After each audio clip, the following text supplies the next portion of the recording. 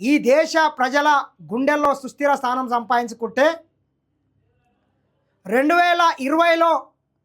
కల్వకుంట్ల దొర కె చంద్రశేఖరరావు గారు ధరణి అనే దరిద్రాన్ని తీసుకొని వచ్చి ఆనాడు ఇందిరమ్మ వంచిపెట్టినటువంటి కొన్ని వేల లక్షల ఎకరాల భూములను కొంతమంది గరీబ్ వాళ్ళు ఉంటారు,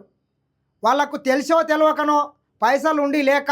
సరే భూమి మీద నేనే కాస్తులున్నా నేనే చేసుకుంటున్నా మా తాతల తరాల నుంచి కూడా చేసుకుంటున్నాం కదా ఎక్కడ పోతుందని కొందరు ఇప్పటికీ కూడా వాళ్ళకు కొందరికి రిజిస్ట్రేషన్లు వాళ్ళ పేరు మీద లేకపోవడంతో ఈ ధరణి దరిద్రాన్ని కేసీఆర్ 2020 సంవత్సరంలో తీసుకొని రావడంతో మళ్ళా పాస్బుక్లు మొత్తం